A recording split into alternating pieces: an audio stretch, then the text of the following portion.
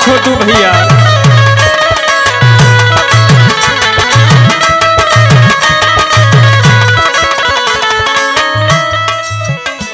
आइए सबसे पहले करुणा के सागर तथागत भगवान बुद्ध जी के चरणों में श्रद्धा का सुमन अर्पित करता हूँ। विश्व रत्न बोधिसत्व बाबा साहब डॉक्टर भीमराव अंबेडकर जी के चरणों में श्रद्धा का सुमन अर्पित करता हूँ। बहुजन समाज में जन्मे हुए तमाम महापुरुष महासंतों महागुरुओं के पावन चरणों में मैं सौरभ सम्राट आजीवन कोटि कोटि नमन करता हूँ। बहुजन के अनुयायी बाबा साहब के उपासक आप सभी को सादर जय भीम नमो बुद्धाय करता हूँ। और मेरी गीत जा रही है मिशन की। मुझे आशा नहीं बल्कि पूरा विश्वास है आप लोगों को जरूर पसंद आएगा। कहना है बाबा साहब हमारे लिए क्या नहीं किए। आज ये जो जीवन मिला है मेरे बाबा साहब की देन है। ये किसी देवी देवता का देन नहीं है। अगर किसी की देन है तो एक ही देवता है मेरे बाबा साहब। आइए गीत प्रस्तुत है। अरे कर दिया हरा जिसने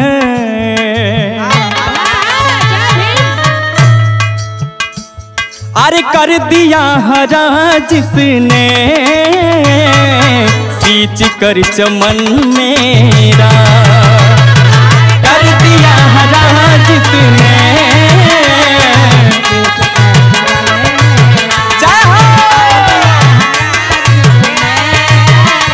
क्या बात है। कर दिया हरा जिसने सींच कर चमन मेरा।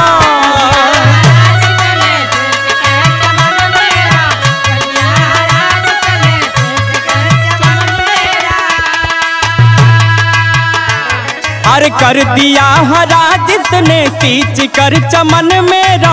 सींच कर चमन मेरा। बाबा साहब भीमराव को करोड़ों नमन मेरा। बाबा साहब भीमराव को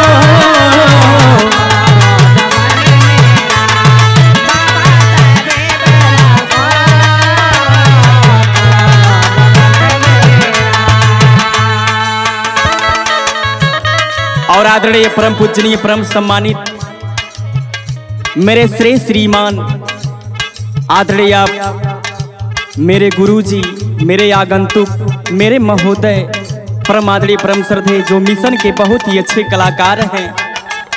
आज जो भी कुछ मैं हूँ मेरे गुरुजी का देन है। परम आदरणीय परम श्रद्धेय अखिल भारतीय लोक संगीत विरहा महासंघ के राष्ट्रीय अध्यक्ष राजकुमार यादव गुरुजी की ओर से पुष्पहार मिला। स्नेह और प्यार से गुथा हुआ और एक धम्मदान मिला।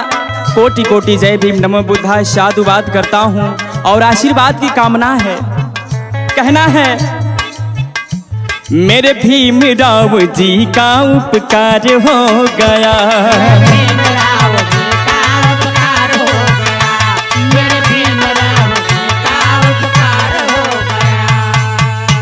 शोषित समाज सबका उद्धार हो गया।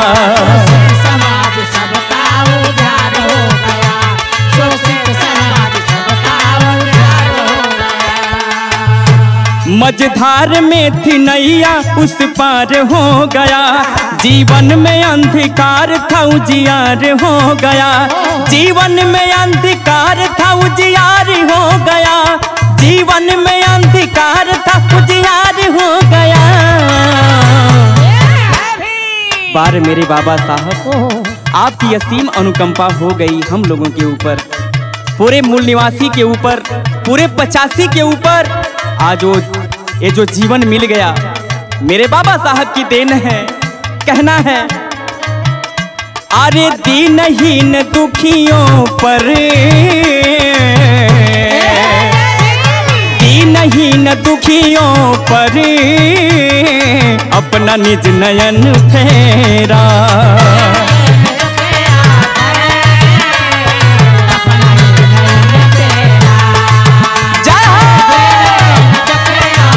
क्या बात है, अरे छोटू भैया। आइए दूसरी लाइन में संकेत है, बाबा साहब हमारे बीच में नहीं है, लेकिन बाबा साहब का त्याग हमें याद दिलाता है, बाबा साहब का बलिदान हमें याद दिलाता है।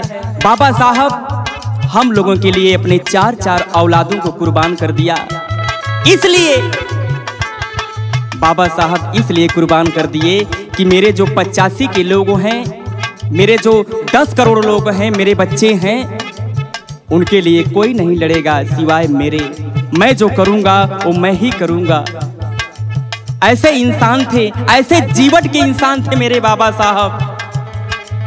आज लोग देवी देवता के बीच में भरमता भैया, कुछ ना मिली, खाली बर्बादी के अलावा कुछ मिले वाला ना बा।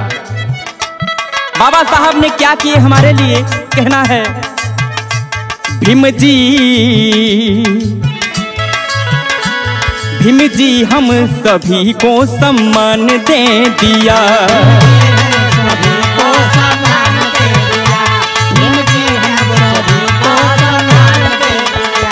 दलितों के लिए पुत्र का बलिदान दे दिया।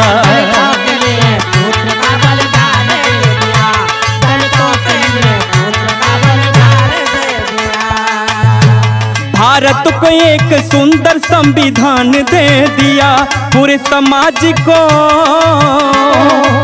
मेरे भारत को बाबा साहब ने एक सुंदर तोहफा दिया, और उसी तोहफा के बदौलत पूरे भारत चल रही है। हम सभी लोग जी रहे हैं, खा रहे हैं, पी रहे हैं, चल रहे हैं, जो भी इच्छा हो कर रहे हैं, मेरे बाबा साहब की देन है। भारत को एक सुंदर संविधान दे दिया, पूरे समाज को बाबा साहब एहसान दे दिया। पूरे समाज को मेरे बाबा साहब सम्मान दे दिया हो, सम्मान दे दिया हो। कहना है छट गए सभी बादल, छट गए सभी बादल, जो भी था मिशन घेरा।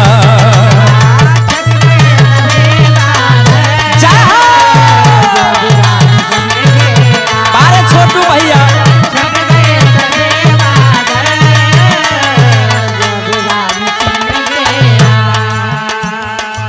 और कहना है मेरे बाबा साहब ने क्या क्या किए थे। आइए, हक दे दिया हमको हर एक स्थान का,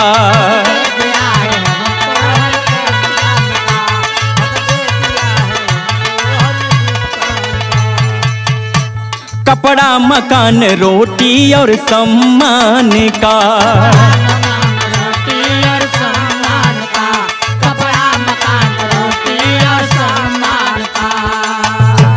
पहना दिया चोला हमको इंसान का, कृपा हो गई भीम मेरे भगवान का, कृपा हो गई मेरे भगवान का, कृपा हो गई मेरे भीम भगवान का,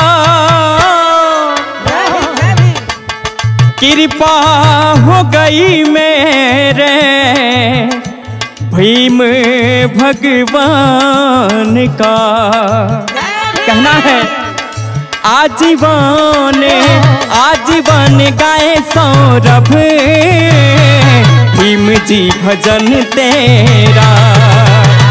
आजीवन गाए सौरभ, भीम जी भजन तेरा।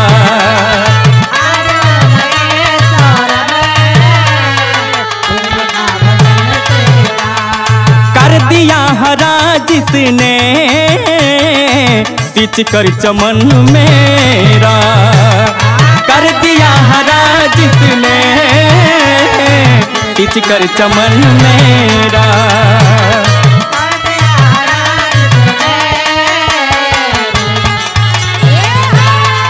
ओ मेरे बाबा